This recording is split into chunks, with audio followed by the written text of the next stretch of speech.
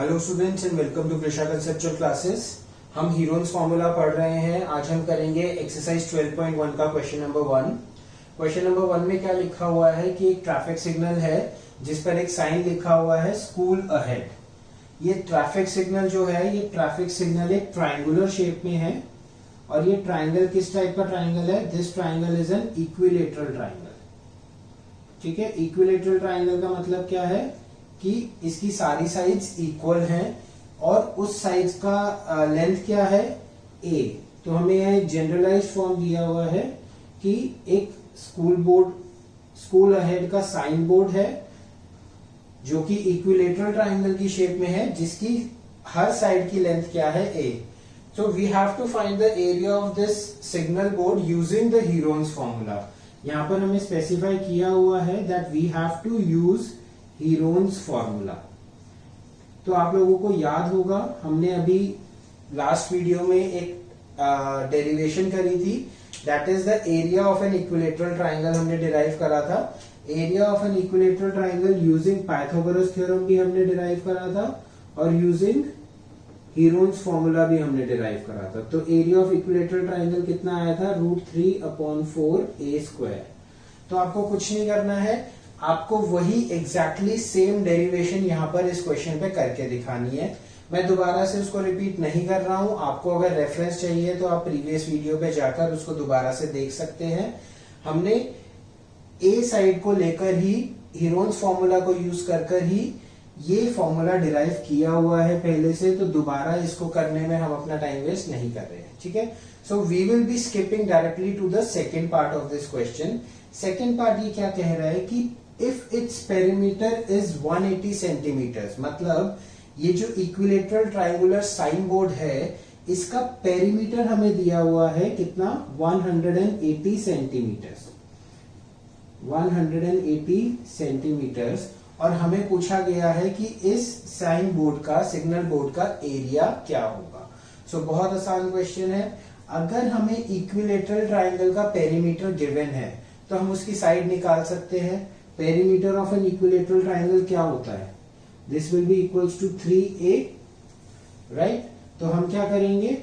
3a is equals to 180 centimetres. तो a आपका कितना आ जाएगा? 180/3 centimetres, that is equals to 60 centimetres. तो a हमारा 60 सेंटीमीटर आ गया। इसका मतलब क्या है? 60 सेंटीमीटर्स की इस साइन बोर्ड की साइड है, लेंथ है। एक साइड 60 की है तो तीनों साइड 60 की होंगी। तो हमें डायरेक्टली फॉर्मूला, अब हमें दोबारा हीरोन्स फॉर्मूला यूज करने की जरूरत नहीं है। अब हम डायरेक्टली इस फॉर्मूले में पुट कर सकते हैं, क्योंकि इसी क्वेश्चन के फर्स्ट पार्ट में हमने हीरोन्स फॉर्मूला को यूज करके ये प्रूव कर दिया है। तो हम क्या करेंगे? हम बोलेंगे that area of signal board is equals to √3/4a², which is equals to √3/4 into 60 centimetre square. Always remember, हम लोग यहाँ पर यूनिट लिखना भूल जाते हैं, लेकिन अगर आप यूनिट नहीं लिखेंगे तो उसके मार्क्स कटेंगे। एटलीस्ट हाफ नंबर आपका कोई भी टीचर इसके डिडक्ट करेगा। तो हमेशा ध्यान रखना है कि ये यूनिट हमें लिखनी है। अब हम इसे सॉल्व करेंगे।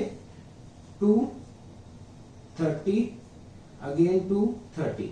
देखो मैंने 15 4 60 नहीं करा, क्योंकि 16 into 15 मुझे करना पड़ता है। To make the calculation easier मैंने दोनों को 30 बना दिया। Now the calculation is 900√3 centimetre square. Again unit का बहुत ध्यान रखना है आपको। ठीक है, तो इतना सा ही ये क्वेश्चन था।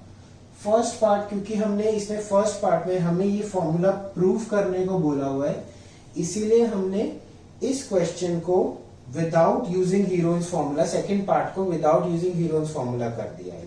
लेकिन अगर क्वेश्चन में आपसे फर्स्ट पार्ट नहीं बोला गया है, फर्स्ट पार्ट आपको नहीं दिया गया है और आपको सीधा दिया गया है कि find the area of an equilateral triangle whose perimeter is 180 centimetres using Heron's formula, तब आप ये √3/4a² फॉर्मूला डायरेक्टली यूज नहीं करेंगे। उस केस में आप क्या करेंगे? उस केस में आप, मैं यहाँ रेड पेन से कर रहा हूं, उस केस में आप a की value as it is 60 centimetres निकालेंगे। यहां तक सेम रहेगा, a की वैल्यू आपने 60 सेंटीमीटर्स निकाल दी।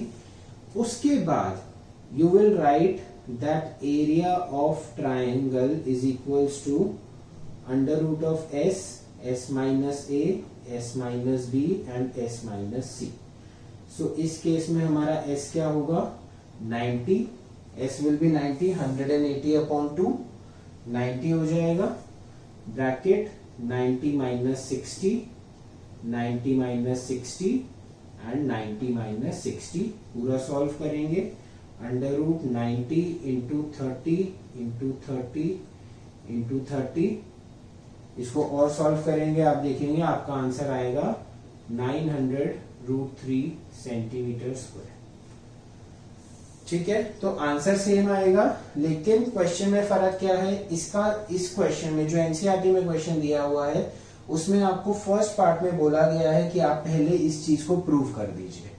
क्योंकि हम हीरोन्स फॉर्मूला को यूज करके इस चीज को प्रूव कर चुके हैं, तो हम डायरेक्टली ये फॉर्मूला यूज कर रहे हैं।